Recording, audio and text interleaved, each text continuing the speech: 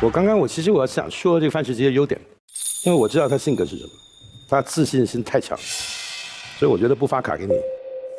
好，谢谢二档。听他说的，我觉得非常有道理，把自己打成白纸吧。你太不懂你自己了。我的工作就看人的眼神，那么多演员合作过，我看你眼神，我感觉到你的傲气，但他有时候他不是傲气，我在你眼睛里面看到骄。以前我的师傅那个楚原导演劝过我，他说你要演叶剑侠，你要是傲气，我不要骄，骄跟傲是有差别的。社会生活当中，谁都不在脑袋上说我要干什么坏事儿，但不可能的。所以你看着都是一样的，甚至有些坏人还笑眯眯的，还甚至穿的那样子，你感觉他是一个很有地位的好人，对吧？然后范世琦，我就觉得是，其实你的外形是很包性的，我一看到你我就想起他。整体上我觉得是很好的，尤其是后面的部分，你让我觉得很紧张，然后我怕你真的出事了会。但是欢喜哥教你拿枪要杀他的时候，我觉得淡定了一点点。虽然你是警察，但是我觉得你应该没有杀过人吧？你不知道他在试你的时候，你要拿那个枪要指着他，可能你的那个矛盾啊，那种复杂的情绪可能多一点，就让我们就会紧张一点，投入一点。我没说话烦你呀。你能不能不要像个跟屁虫一样跟着我啊？走啊！不能，我怕你出事啊。我出什么事啊？我跟你说过了，我不会做事的。我不知道，反正看到你没事，我就不跟了。我说了，我不会出事的。你知道你很烦啊。是啊，我很烦。但刚才在车上，我拉住你的手的时候，我不是想我3个妈妈，我在想你呀。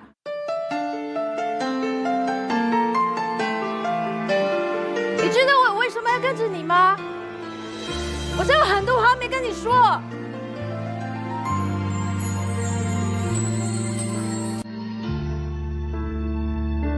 我爱你。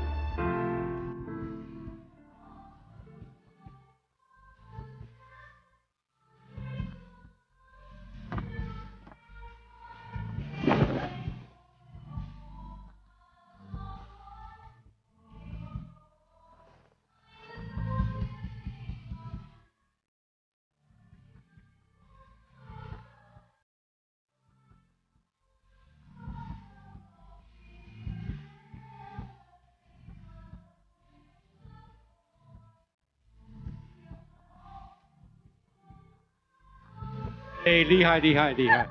哎呀！因为这个戏是我演过的，所以其实我对这场戏非常的了解。刚才你们的表演实在是没达到，就好像我们以前那个感觉。但是我给你们白卡，我希望你们可以。但是有些犯罪可能和他的一些长相啊，或者跟他的生理一些条件都会有关。卦象，卦象。哎，那您给我们讲讲什么象？反正我觉得这个色眯眯就卦象，贼也卦象，这个暴力犯也卦象。就是你比如简单说吧，就是很早就有人研究人类的这个体格类型哈，就是说他就讲筋骨型，还有瘦型的，还有圆形的。这个瘦型的他就容易比较敏感多疑，然后呢幻想。你这样的瘦型的，我还减肥呢。幻想就是所以像美国有一个案子叫什么变态杰克什么？对，瘦型。哎，对，他就是瘦型的。然后还有一种是筋骨型的，这基本就是暴力型的。筋骨型是？筋骨型就是身体很壮的，一看就是属于那种有胳膊有肉的那种。那这种筋骨哎，一般的他们要是性犯罪，基本全是暴力型的。然后还有一个就是杀人比较多，就是打人暴躁的。然后像那种圆胖浑身都是蟹肉的，一般骗人比较多，什么就伪造啊什么的，他俩做吧，可以向这个方向发展。不是这个，我这个不够啊，不够啊。然后还有一个就是，你看他脸也是这样，如果这个人吧，就脸棱角特别清楚，有棱有角的，这基本都是力量型的。也就是说，他要如果都是狠或者就是暴力，然后这个脸圆圆的，他都是表面特随和，挺憨着看着，哎，他就不是那种硬来的。然后要是那种尖嘴猴腮的，就是瘦型的，这人一看特瘦的，一般做贼多。为什么呢？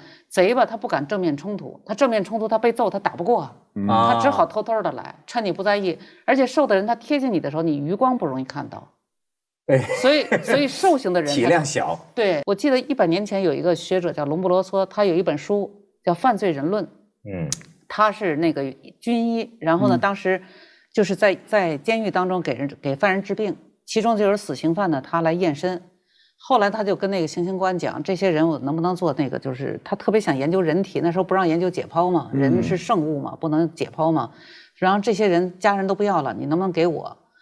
后来行刑官说你私下做完研究，我们就给埋了。他就解剖了很多人，他写了一本书，就叫《犯罪人论》。其中讲到犯罪人的，包括什么6尺啊，什么这个长的脸型啊，所以那天他们后来就说到监狱去看那些人，就是尤其搞监管的，基本就发现到监狱里找不着特别帅的、特别端正的，很少啊。端正的一般都是经济犯或者职务犯，然后他后来到欧洲，结果去监狱看也这样。就是外边觉得欧洲人长得都挺帅的，怎么到监狱看都这么丑？就是他们往往在遗传上是有一些缺陷。现在有些女孩就爱泡夜店，不，我认为你觉得她这也是正常的呀？我觉得还有一部分女孩应该是属于被迫的，就是你想现在有很多的孩子吧，她很年轻到大城市来，她特别想立足在这儿，立足在这儿，她找一小公司，可能她所有的命运都由老板决定，于是老板要给她安排，她是不能不去的。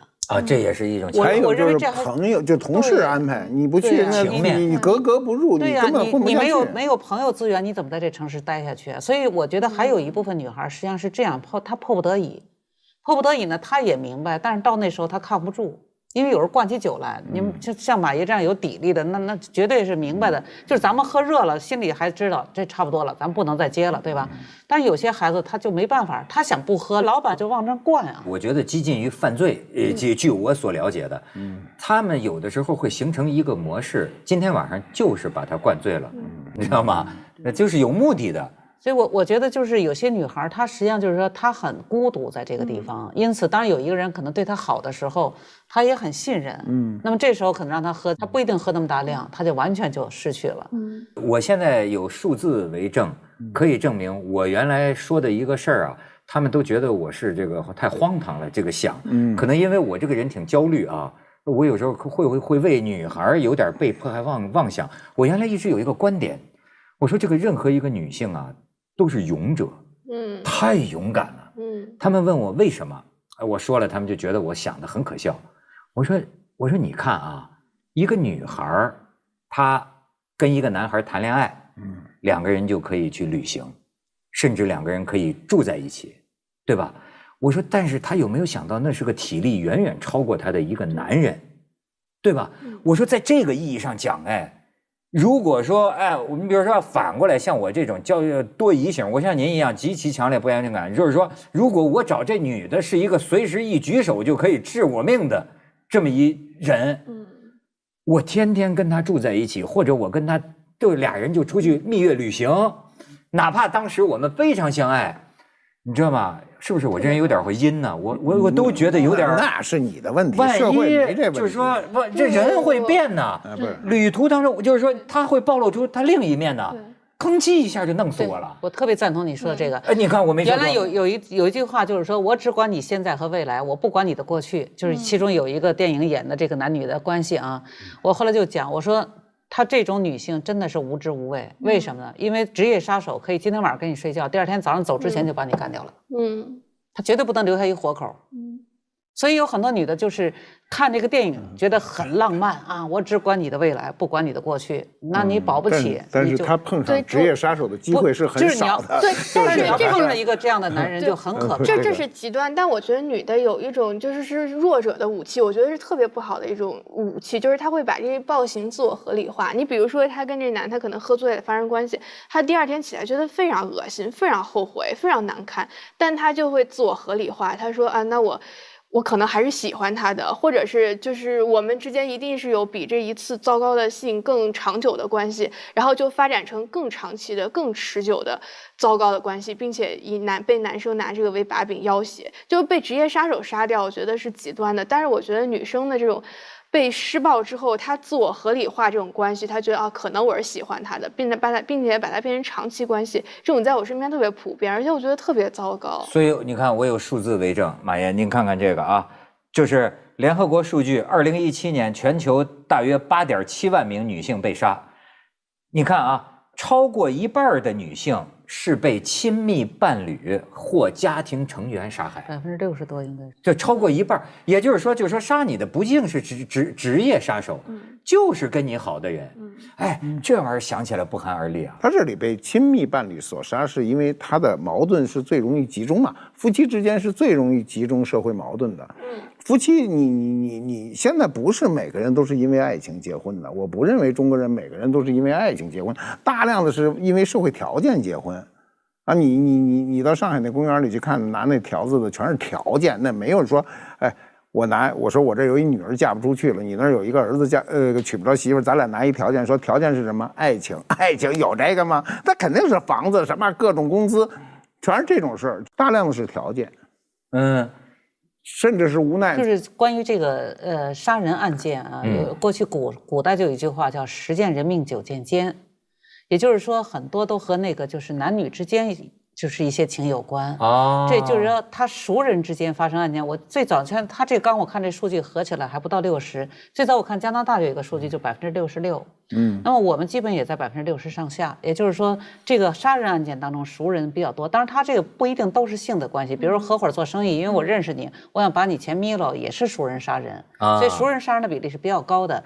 但是呢，在这个当中，就是其中就是男女之间有性关系的，它更容易发生这个问题。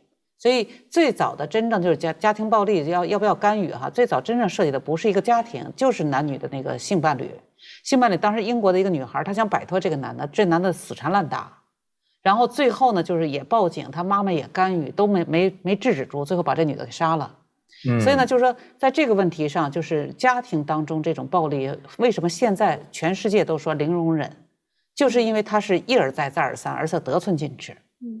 但是有很多女性，她就觉得我一旦已经跟你结婚了，尤其是有孩子了，很多女性还是顾及孩子的，她就觉得这个如果要离的话，孩子怎么办？而且她有些这种女性往往自己还没有太多的经济实力，所以她只能靠这个男人。而这种男人呢，他就打惯了以后吧，他就老打。我去这个咱们西北的，就是说错了，应该是西南，就是山区那些地方，贫困地方，他们这家庭暴力就特别严重。所以妇联每次一见到我就说，哎呀，说李老师怎么办？但是这种女的真有被打死的。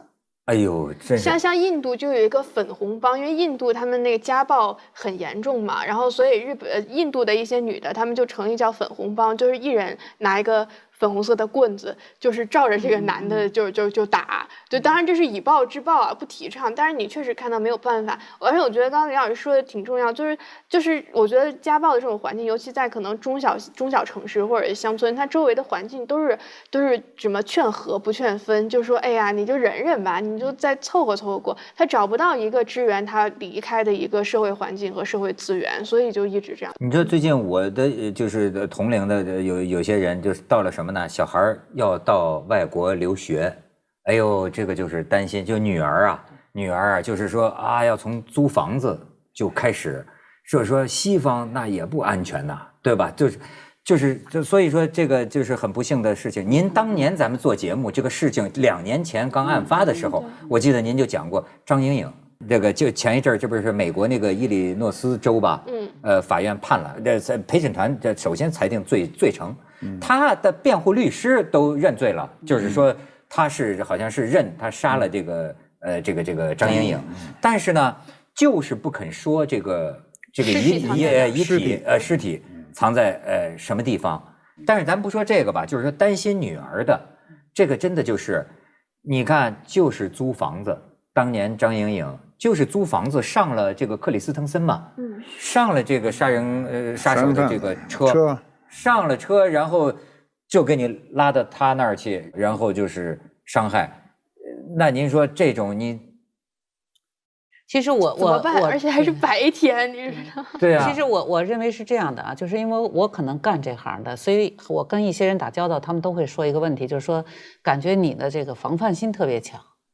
那么我想的就是我在生活当中，比如有时候我在饭店吃饭哈，我就看人家那个随手把包放在那个位置，在我心里就想这个包就很危险。然后呢，我有警觉。对，有时候我在一个小区随便走，我就在看这个窗户，我大概用几分钟就可以进去。那么就是因为我有这样的，就是我看过很多的实案，所以我经常会有这种叫危机感。那么用这个感呢，再去衡量我身边的很多人，我发现他没有，就是很多人完全没有一丁点自我防范意识。你比如就说那个夜行哈，就是说晚上出去，我们有时候就是迫不得已只能晚上出去，对吧？比如说我飞机就是后半夜到的，那怎么办？像那种情况，就是我们自己应该意识到，就在这种时候，如果你要遇到点事儿，你就没机会。所以你要在这个过程当中，比如我完全没有预料到是后半夜到，但是我现在就后半夜到了，那我就附近找一饭店先住下，千万不要去走，尤其是进封闭的空间。你比如上车，因为那司机你是很难预料的。当然有些人就说了啊，你这个社会你都什么事儿让人家自我防范，不是这样。我跟你讲，警察也不可能瞪大眼，老虎还有打盹的时候，你不可能让警察全方位的监控社会所有角落。现在是这样啊，那有些那就在说了，你们把这个责任，你们应该搞好社会治安，是吧？而不是说不让我穿着超短裙凌晨3点一个人打的，对吧？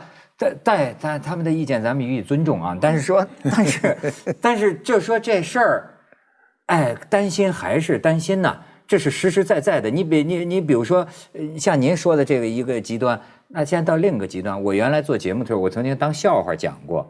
说这个台湾有这个捡尸体的，你知道什么叫捡尸体吗？就是女生喝醉了之后被男生可能就是施暴嘛，就是趁着喝醉然后就施暴，而且甚至还变成炫耀，在这朋友圈我看一男的就扛着，这女的都这样了，就扛着这样，你看我今天晚上捡了4个，就是你这都是犯罪了，可是也都有这个情况。您说那我就挺奇怪的，就是说。那这些女孩就是说，如果我要打算算计你，我先把你灌醉，然后我把你这个伤害，那这个就算犯罪。但是他在路上遇到了，然后这个女的完全不知，当然他这种情况也算侵害。关键是他这个女的完全没有任何意思的表达，你这个事儿就很难办。就是说，这个喝酒是一种，我跟你说，你们女孩不管到任何场合，是喝的东西不要离手。开了盖的不要再喝，那你就遵循这个最严格的原则。问题是醒过来之后失去记忆，你都不知道怎么到这儿了。你醒了，你都不知道发生了什么事儿啊。方舟，你可以总结总结，我挺不太理解的，可能我上岁数了哈。他们就喝以前不知道要这样，可能会这样吗？我觉得可能一个是说这个现在的可能整个的社会风气啊，包括什么女生也会觉得我也可以喝酒，我也可以穿得少，因为我觉得现在大家都是在渲染一种大家比如说男女都是平等的，然后这个女生她越表现出活泼的一面，她就越玩得开，然后越受到称赞。所以我觉得一方面可能是我们对于女性的标准发生了变化，这些女孩觉得说哎好像我们这样也没事儿。然后另外一方面，其实我觉得原来好多事情可能也发生，但是它没有爆出来。现在是包括监控啊，包括你说别人拍小视频啊，就是这种技术手段多了之后，你可能原来是这只有女孩说了这事儿才会爆出来。现在我觉得这事儿可能早就有了，只是现在技术手段多了，它被爆发的比较多。我们生活的圈子，我确实没见到，但是我真的记得就在前2年，就是说有一种男的打女的你不知道打的那个程度。最近出了个视频，您看见了吗？大连发生的，对，那小子也给抓住了。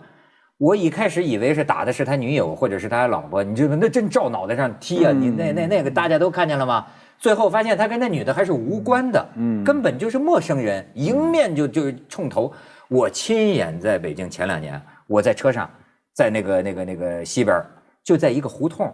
我当时觉得，就因为那个车唰一下就过去了，我当时真觉得不可思议。就有人呢，他就是揪着这个女的头发，往这个胡同的这个墙上咣这么撞然后呢抓起这个女的自行车，然后啪就砸下去。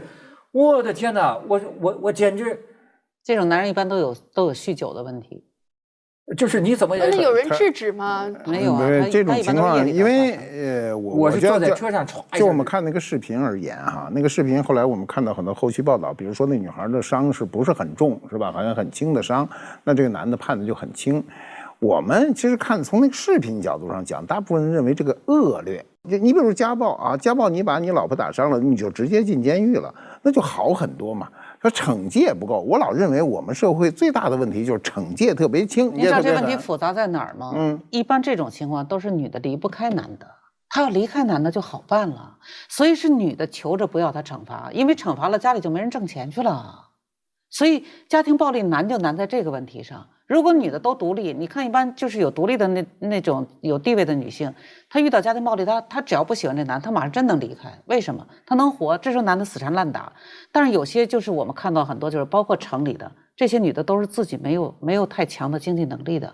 对，你看，你不是那好，那说的是亲人之间。你比如刚才说生人之间这段录像，对，您那大连这个视频啊，这个视频，我认为通过看视频，所有的老百姓都认为这人判20年都不为过，因为你打得太重，而且那个重是随时可能关键他是一种很任性的啊，对，就是完全是把个人的一种怒气撒在一个无端的人身上。我觉得这所以说我就特别不理解，您就可能是我幼稚哈，就是我就是不理解，我觉得是不是有毛病啊？就因为我觉得男的啊打女的，跟我想象的他不能这么打呀，你说特别对，又不是男的跟男的打，这玩意儿往我脑袋上踹，他怎么能这么打呢？这个马爷，你说像咱们，我记得我们小的时候那都常听一句话，叫“好男不跟女斗”。对呀，大人不计小人过。也就是说，岁数大的是不会打小孩的，就是我不认识你，你淘气，我也不会打你的，最多说那2句哈。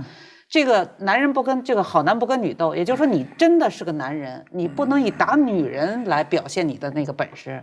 所以就是为什么有这个问题，就这种男人。第一，我刚才讲了，他可能喝了酒，他完全不在正常状态下，然后他心里确实有怒气，这是一个问题。但是最重要的，这种人往往他的成长环境当中，他们家就有男人打女人的问题，他是看着长大的，所以呢，他有时一有怒气，他也就马上会打，他就觉得女人就该打。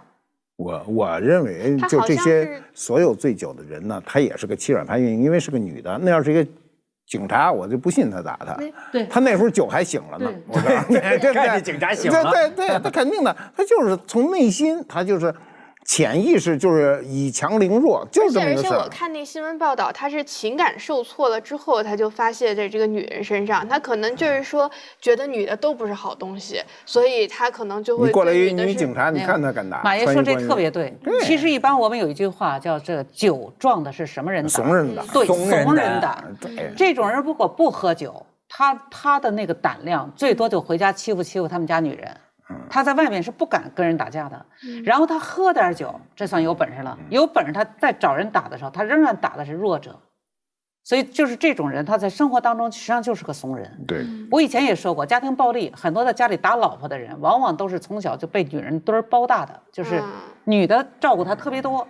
所以呢，他会怎么样呢？他就对这些女性，第一看不起，第二呢就是好欺负。但如果他身边都是男人，他不敢这样。比如说一个人在路上遇到一个就是来者不善的哈，你一定要有一个鉴别。如果你一看周围没有任何呼应你的人，你这时候你就不要跟他去愣对，就是先顺着他，甚至跟他说好话，套近乎。还有一种情况就是一看他手里有凶器，你要特别小心。这2种情况你都要特别小心。但是如果你一看这个人就是有点摇摇晃晃站不准，过来就是摸你一下撞你一下抢你东西，你这种情况就照着他直接给他2拳撒腿就跑就行。也就是说这个你要根据情况，真的没有一个统一的标准。就比如说这个半夜走夜路，首先看来孤身女性就要防止这种情况，对吧？我建议就是说，真的是我也同意王教授那观点，就是说女性吧，你要有一种意识，就是说你是毕竟是孤弱的，你从体力上就抗不过一些事情，所以你要一个人如果迫不得已必须晚上要出去，要么就约朋友，要么就让家人接你，要么你就就近先找一地方，然后等到天亮了再回去。不要这个太，因为就是这个刚才说的这话咱没说完，就是最近我看那个网上有一段那个讲这个无人区，穿越无人区，然后最后被罚款嘛。后来这个他们走出来了的意思就是说我们也没事，我们从新疆过那边没拦，结果后来人家专门介绍说在这个无人区它是一个放生就是养生区，就各种各样的动物都有，你碰到一头狼可能不一定理你，但碰一个棕熊你就没命了。所以我们人走在社会当中就是这样，不是所有人都是犯罪人。但是如果你要是很不幸碰到一犯罪人，你就没机会了。所以你不要要求别人该怎么救你，最重要是你自己要有防范意识。对，有些人我就觉得那个你要不给别人造成这样，对，你们应该把社会环境搞好，那让我不能走夜路。我觉得说这种话的都是说便宜话。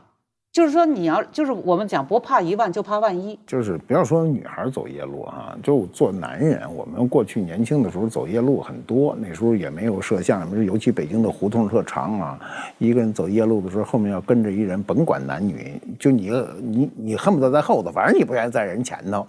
那走呢，后面如果有人，我就会加快速度，就是我一定要判断他那个声音跟我是逐渐远的，而不是逐渐近的。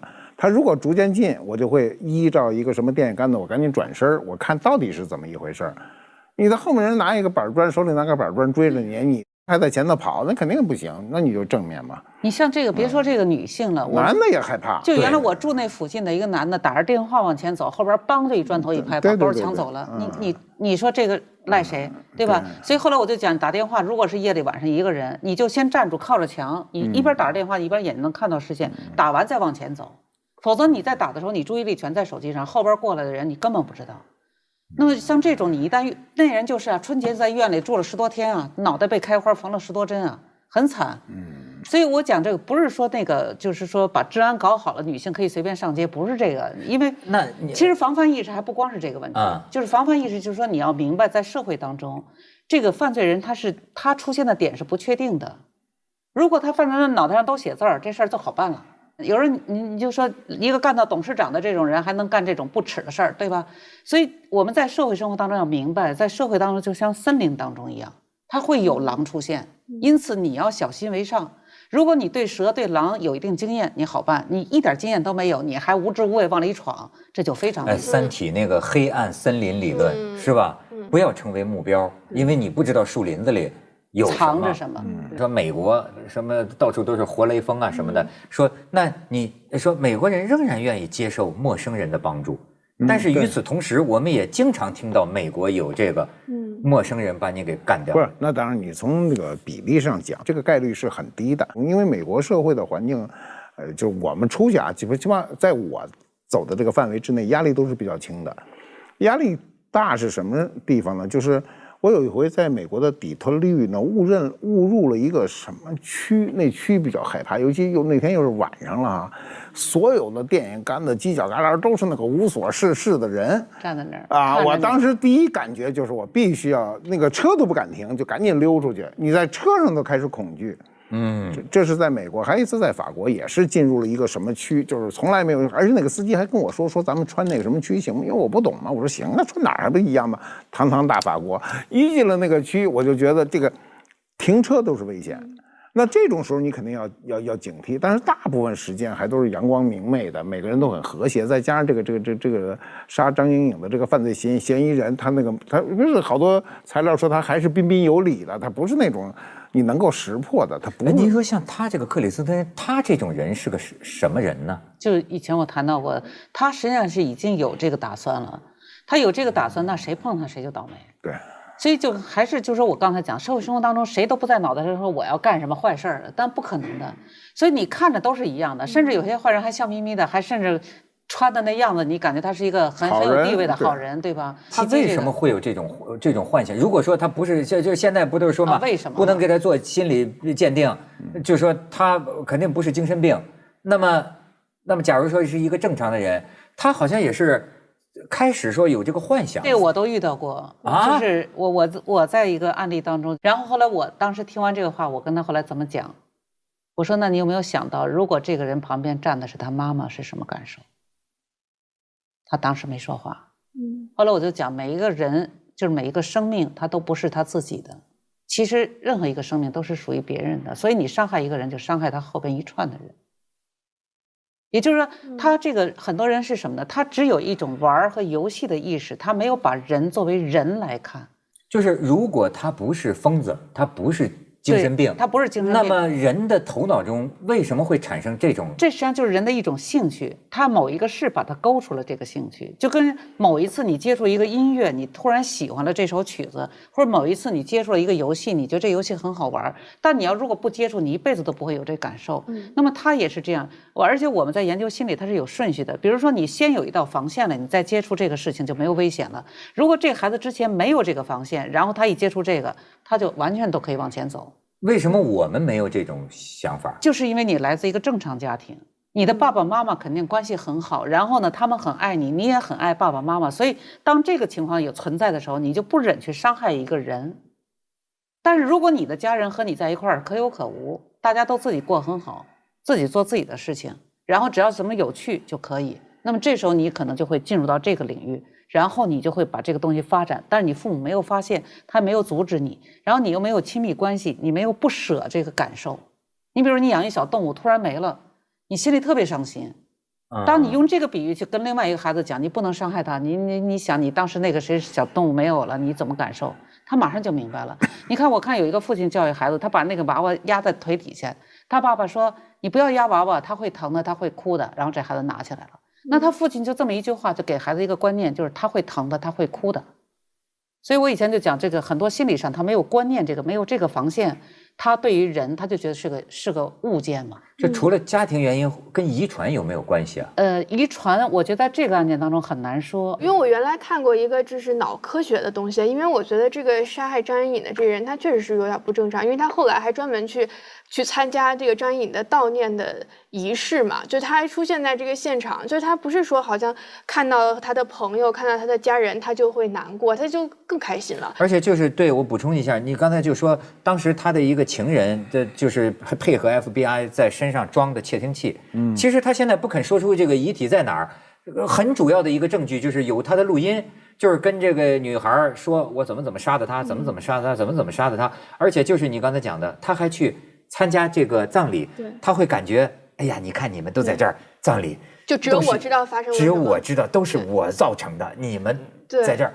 这个我就看那个脑科学的东西，他就调查了好多连环杀手，就说他们这大脑里面的有一种共情的东西是缺失的，就是他们没有办法看到，我们看到人难过我们会难过，我们看到人被杀我们看到人受伤我们会难过，他们天生就不行。那所以说这一类人是最危险的，因为他们就永远是彬彬有礼，因为他们没有共情能力，他们是冷的，所以他们就最会伪装，他们在人群当中永远是感觉是最善解人意的，最有礼貌的，最懂规矩的，但是其实是因为他们毫无共情能力。你知道这是的，这句话完事儿，大话西游结束，杀青了。范志奇是一个很外向阳光的男生，跟他在一块儿就是反正话永远不落地。行行呢，我把会议推掉了。我觉得就需要这样一个人来破这个情境，你觉得他才好玩。他要是对你不好的话，你跟我说啊，我替你出头啊。我有点东北味挺好的。行啊，如果我们的相处方式部队组合呀，就是有点像那种什么上中学的时候的那种同桌。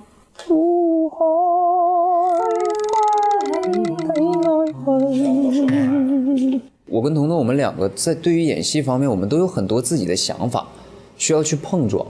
不知道哪儿怪怪的。我还是觉得整体这个圆满。再来一遍。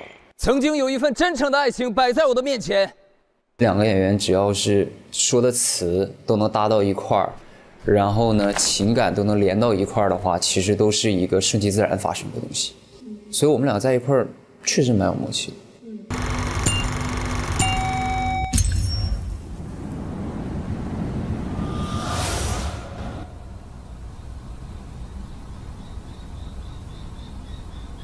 你让我走吧。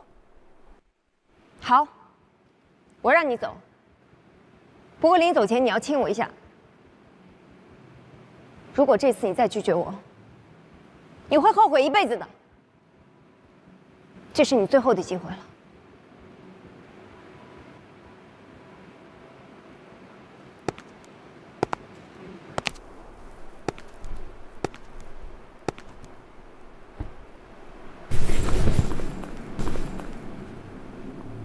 嫁给我好吗？我爱你。看，哎呦，不行，我这腰受不了了。哎，我刚刚说那几句台词是不是特别不自然啊？没有，我觉得挺好。有多好啊？有没有你策划的这些求婚 VCR 好啊？那当然了，你是一个专业的演员，我又是一个专业的导演，我们合作拍的东西肯定好啊。给我看一下咱们拍的呗。行，来吧，看看自己，多好看。哎呀，我就害怕这拍出来我演的特别不自然。挺自然的。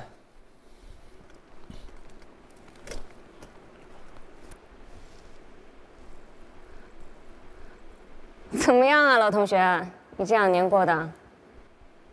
我能怎么样啊？就混口饭吃呗，就那样。那感情生活呢？找了吗？后来？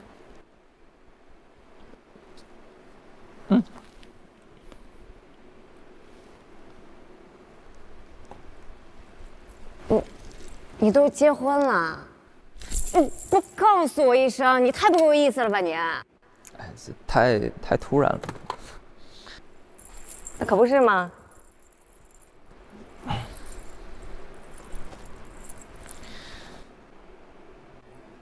啊，不好意思啊，给。什么时候变这么细心了？习惯了。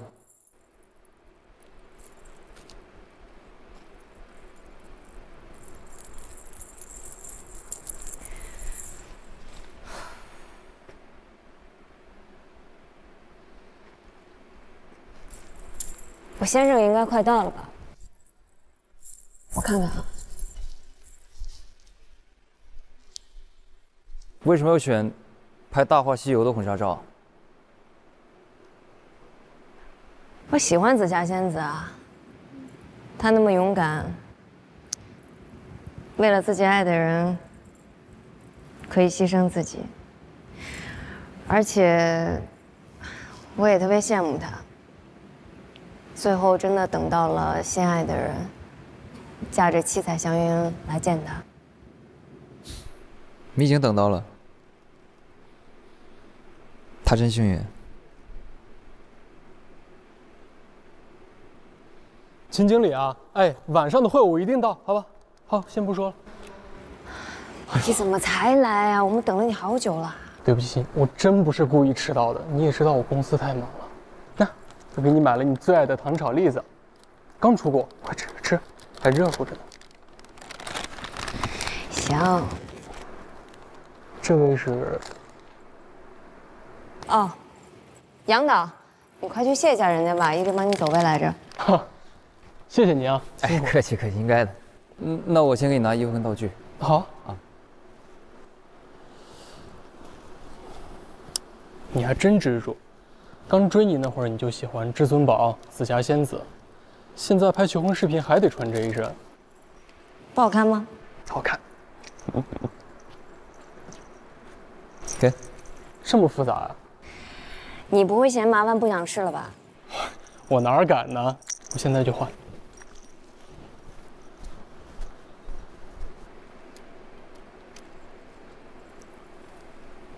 你还真别说，他挺爱你。是啊，挺爱我的。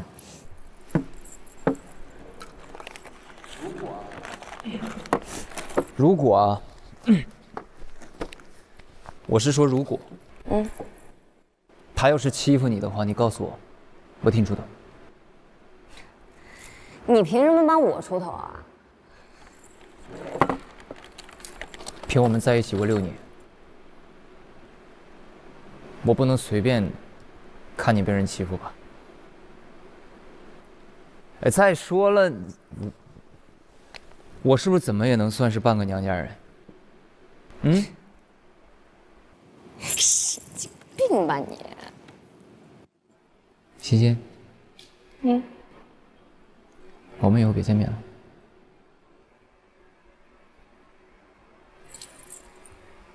干嘛？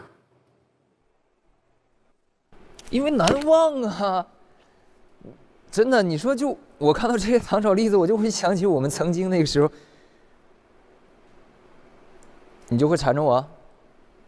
你说我想吃，你给我买。我如果下班晚了，我没有买到的时候，我们回去会吵架，你就会生气。你就说这些片段都在我脑海中浮现，我。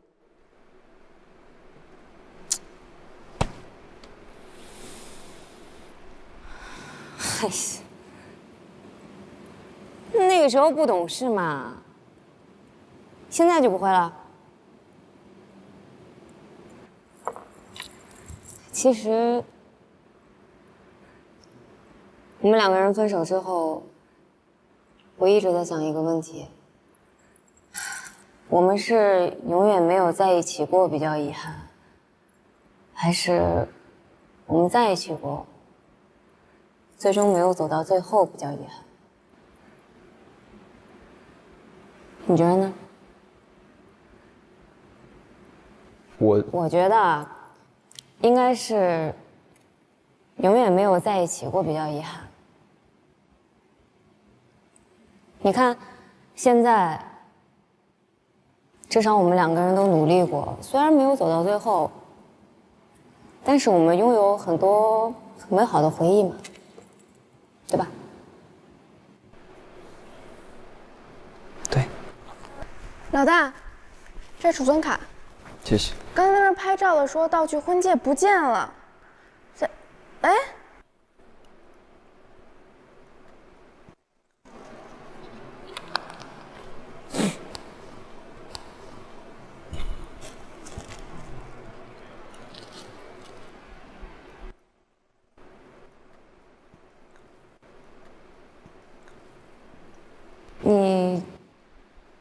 我，欣欣，怎么样，帅不帅？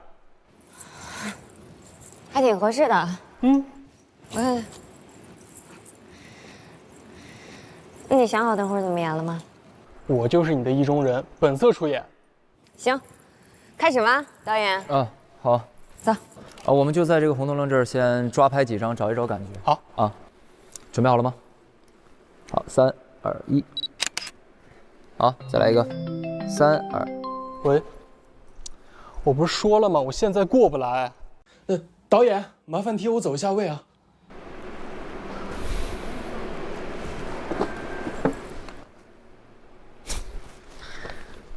你一定很爱他呀。这要是换做以前的话，你早就生气了。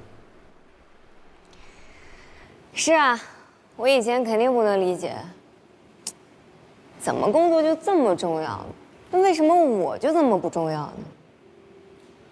但是现在都能理解了。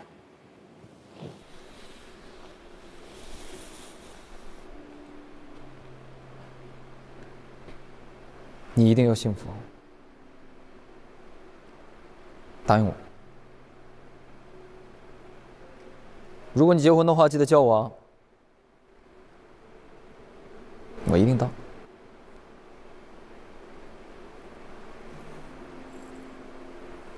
你说的？好，一定。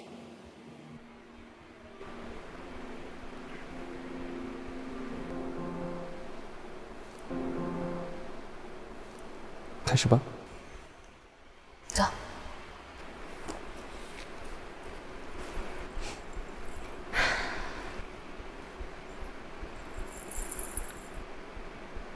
干嘛？说话呀！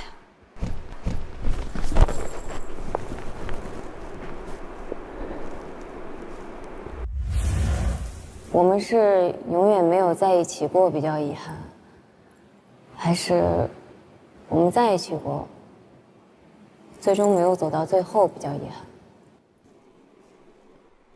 你的问题，我的答案是，因为在一起过，但是没能坚持到最后，是我最大的遗憾。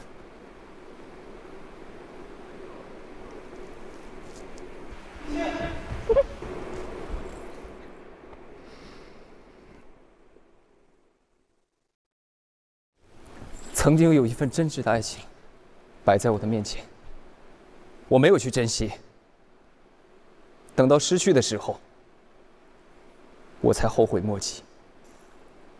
尘世间最痛苦的事，莫过于此。如果上天可以再给我一次重来的机会，我会对那个女孩说：“我爱你。”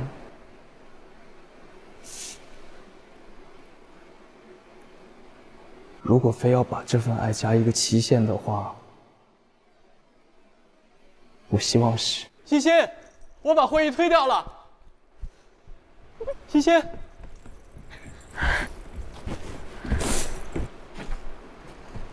你怎么哭了？对不起啊，对不起，都是我不好。对不起，你希望我怎么补偿你？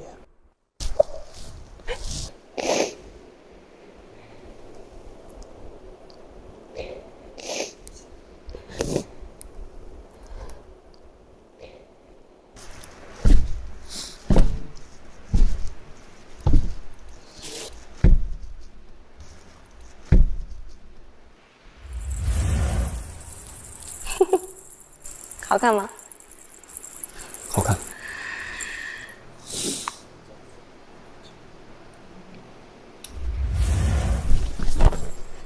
我爱你。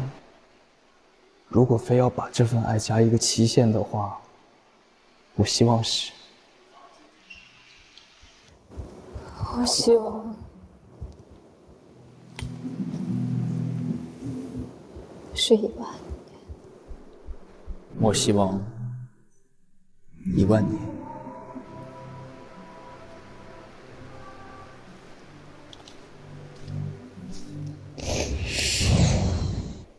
谢谢你啊，今天帮我演这出戏。啊，对了，刚才那个糖炒栗子多少钱啊？我一会儿给你转过去。哇！哦哟，还有一个大反转！刀死了！天哪！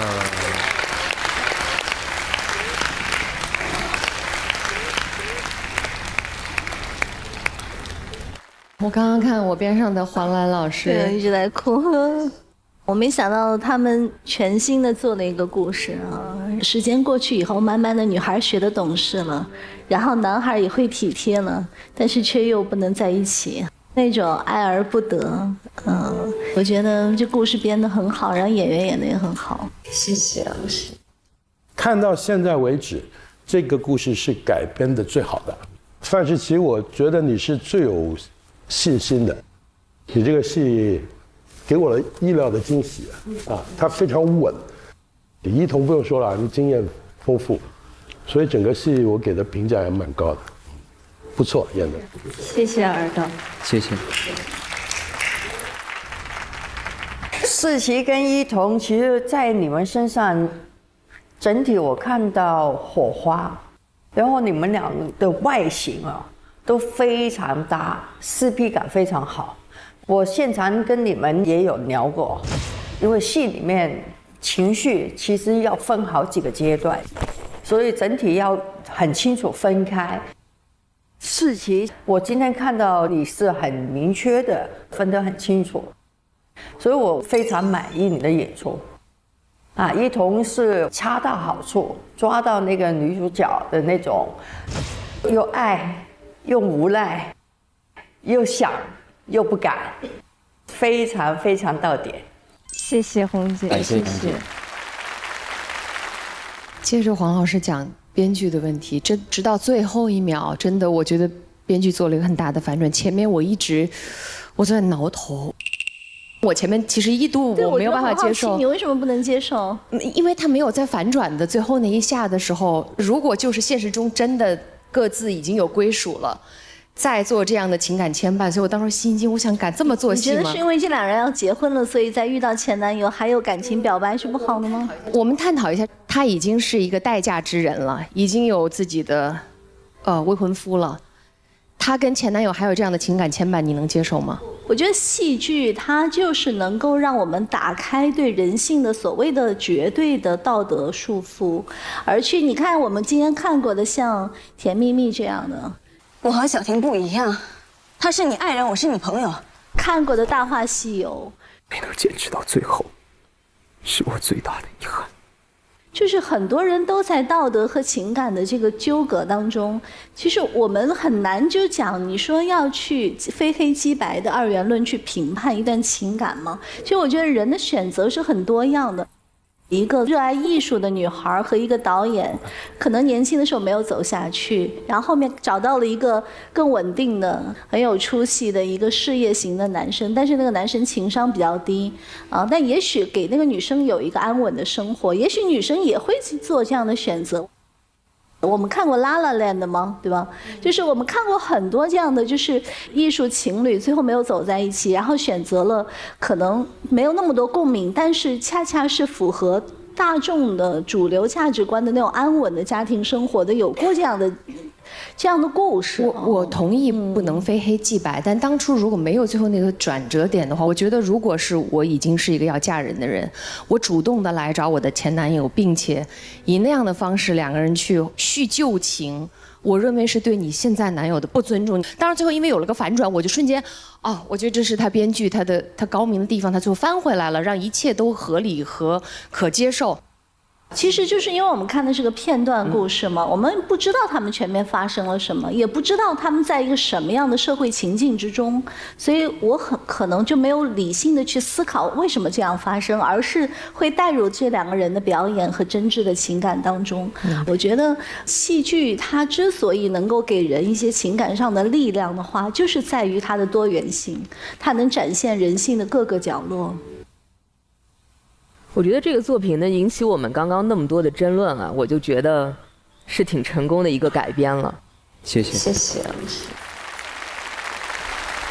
接下来请为本组的演员投票，我们的专业评审组3、2、1，亮牌。